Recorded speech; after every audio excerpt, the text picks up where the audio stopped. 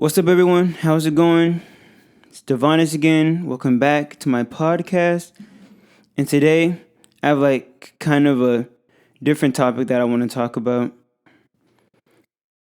It's more or less on the thoughts of the fear behind trips and why people feel the fear that they do about it, how we can overcome this fear, and then just things of that nature. This is going to be more of like a commentary video rather than like an actual informative video.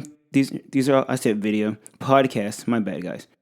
Podcasts, but these are just like gonna be my ideas, my opinions about what I feel like people's biggest fears are, biggest obstacles and problems into getting to this, and how they can overcome them. If you want actual information, like scientific information about not getting to psychosis, things of that nature, then feel free to like on your own do the research that you need to feel comfortable with doing it. But without further ado, let's get into my first talking point, which is the fear of the unknown. And what I mean by that is, I feel like people's biggest fear whenever they're coming to this is just not knowing the experience. There's nothing comparable to it. So whenever you try to explain it to someone and you try to make them conceive what you're trying to say, there's just no amount of words or no right combination of words that can properly depict the experience in like a meaningful manner. Like it's just physically impossible in my opinion. So in that regard, I say people are just scared of the unknown and thinking, oh, this is going to ruin my brain forever. It's just going to turn me like mentally challenged. Like, what is this going to do to me? And it's just like, while the fear is very reasonable whenever it comes to fearing the unknown, it's also unreasonable because you place so much importance and so much weight on an outcome that you don't even know. And we've seen time and time again through history that they've had beneficial effects. And I know, the fear mongering that happened in the 70s and like how they try to make it say like, oh my God, if you do psychoactive mushrooms, you're going to want to kill yourself, jump out the window. That's like not true at all. Of course, if you're in a terrible situation, in a terrible set, in a terrible mindset, around people you don't really care about, and you take such a high dosage to where it will cause you to experience these type of emotions, and then being around these type of people who aren't the best for you, then of course in those extreme cases, extreme events could happen, but those are like few and far in between. Like you're not going to hear about that 99% of the time. And most of the time, if you actually do this correctly and respect the environment in which you're doing, and like you respect the chemical in which you're doing, then you'll actually have a beneficial experience and you can actually come out in a much better state than when you first entered. Which brings me to my next one, letting your walls down. I feel like people are just too scared. They have too many borders built up in their mind. They're too fixated on their ideals to ever change, and they feel like, I don't need something to help me. I can help myself. In a lot of cases, people turn to pharmaceutical drugs and other type of mediums to try to cope with these emotions, but a lot of the times it's not really coping. It's more like masking, and you can only mask something for so long until it just rears its ugly head. So I feel like people need to let their walls down more and be vulnerable. Like it's okay to be vulnerable. It's okay.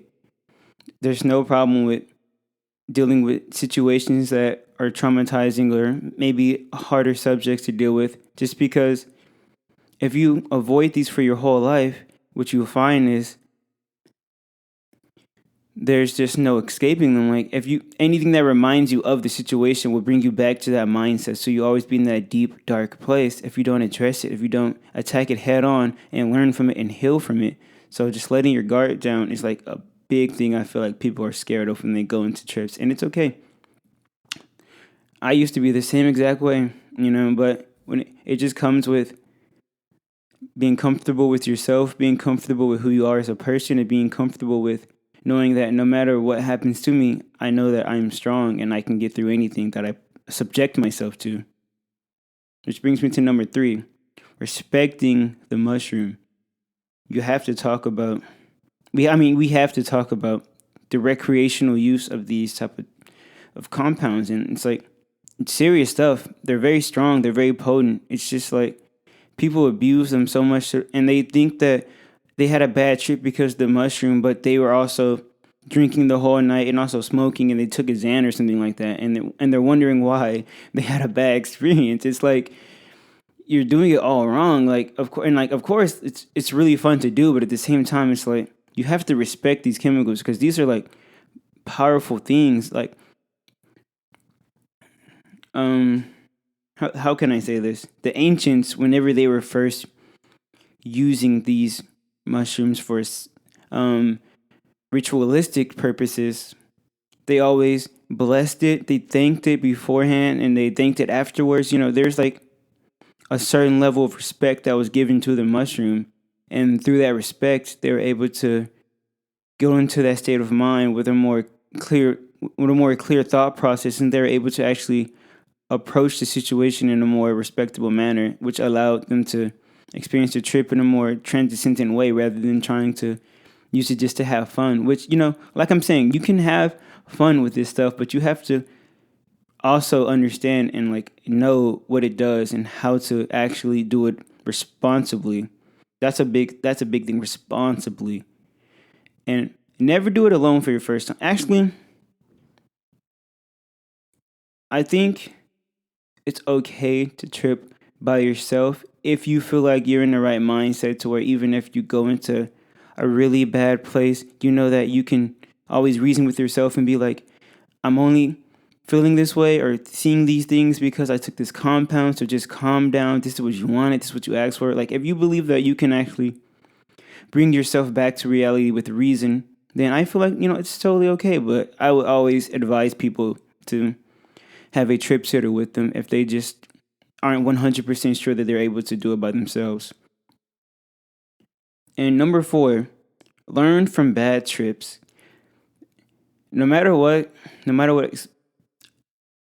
I don't think I've ever had like a truly horrible experience or like a bad trip, but at the same time, there have been moments where I've been absolutely horrified during a trip or absolutely emotionally devastated or, just some extreme level of emotion that I didn't particularly enjoy. And, at the moment you may be like, oh, this is horrible. Why would I ever subject myself to this? But, the more you allow it to resonate, the more you let it sit, the more you realize, oh, this trip was trying to make me see, like, I'll give you actually an example. So I haven't never unpacked this, so give me a little moment to work it up. Anyway, so my first solo trip, I talked about how, I think I did a podcast on this, yeah. I talked about how I just like had this awful state of mind, state of being, like randomly throughout the trip. And I never really got into it, but let me explain what I was seeing and what I was thinking. Actually, no, I think I did a little bit, but let me be more specific. So for the longest time, I've suffered with acne. It's in my family. Everyone has it, except for my brother, Lucky. But, it's a really big thing. So I suffer with self-esteem issues for a very long point in my life. And even to this day, I still have those same issues, but it's not nearly as bad as it was back then or even when I started college like 3-4 years ago.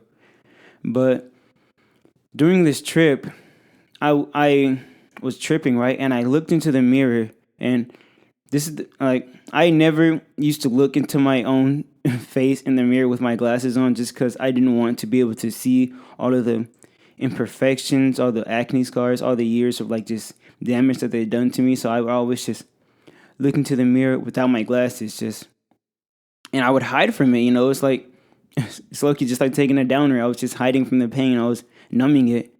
And during that trip, I accidentally looked into the mirror, and I didn't even have my glasses on, but I was just in such a state of being to where my mind and my vision was just so perfect. Not perfect, I wouldn't say perfect. It was just so laser focused and so laser sharp that I was able to just see every single like detail in my face. And I'm not gonna lie, I was appalled. That literally changed the whole trajectory of my trip. Like suddenly I'm like super self-conscious. I'm like, wow, this is how people see me? Like, how can I ever like be loved? Like, fuck this, like all that. And it was really bad. It was really bad. But now I've had some time to sit on it, resonate on it, reflect on it, and I'm just like, I needed to see that because I was just lying to myself for so long. And you can lie to everyone else, but you can only lie to yourself for so long until the truth just reveals itself.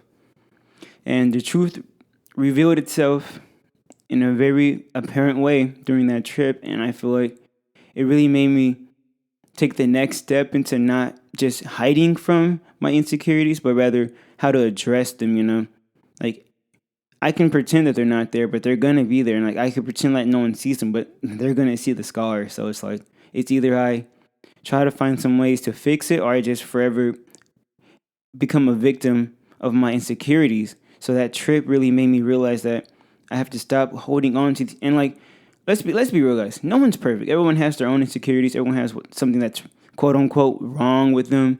But at the end of the day, you have to learn to love yourself and like, realize that you can't change the body that you were given. There's just like this vessel that our soul encapsulates.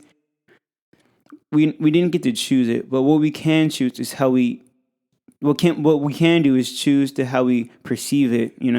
So you may think you're ugly, the world may think you're ugly, but if you allow yourself to be like, I don't care how I look, I don't care how I am me, and I have talents and I have skills that I am worthy of affection and appreciation. Yep. You have to tell yourself these things. You have to realize these things for yourself, and just telling yourself isn't enough. And going through trips and like breaking down why you feel this way about yourself and how to overcome them, I feel like is a very big step in personal development and getting past anxieties and like other type of insecurities. So to conclude all of this, to wrap it up, this short little rambling and collection of thoughts is, don't be scared to be weak. We're all flawed human beings. We're all here on this planet, seeing people on social media being super attractive, being super rich, being super successful, and we compare ourselves all the time. And it's like, don't do that. It's like, there's no need to compare yourselves to other people, because at the end of the day, you comparing yourself isn't going to change your current state of being. You putting in the work and understanding what you need to do to get to the next level will help you get to that state. And, just take life one day at a time. There's no need to be like, oh, I'm at this point in my life and I need to be here by this certain point. It's like trying to predict things 5-10 years in the future. It's like virtually impossible. And while it is smart to have goals that you want to set, you should never think that these are going to be absolute, because they're just goals, And you can work as hard as you can work 24 hours a day and like still not achieve a goal, and it's perfectly fine. But at the same time, you have to like, everyone has their own trajectory. You can't predict these things. You just have to keep working, and just hope that one day your hard work and dedication will pay off. And just don't be scared. Don't be scared to fail. You're gonna fall on your ass hundreds of times. You just have to pick yourself back up, dust yourself off, and just move on. And that's something that I really needed to internalize for a long time, because I felt like I wasn't doing enough for so long. And that's something that the mushrooms opened me up to. They made me realize that I'm being too harsh on myself, and how can I progress if I'm just constantly demeaning myself and being so critical about myself. But yeah, that's been my little rant. I hope you guys picked up something valuable about this. Don't be scared. Go it alone if you have to. All those sweet things. Hope you enjoy it. It's been Divonis, and it's been Trip Sitting. Thank you for watching or listening.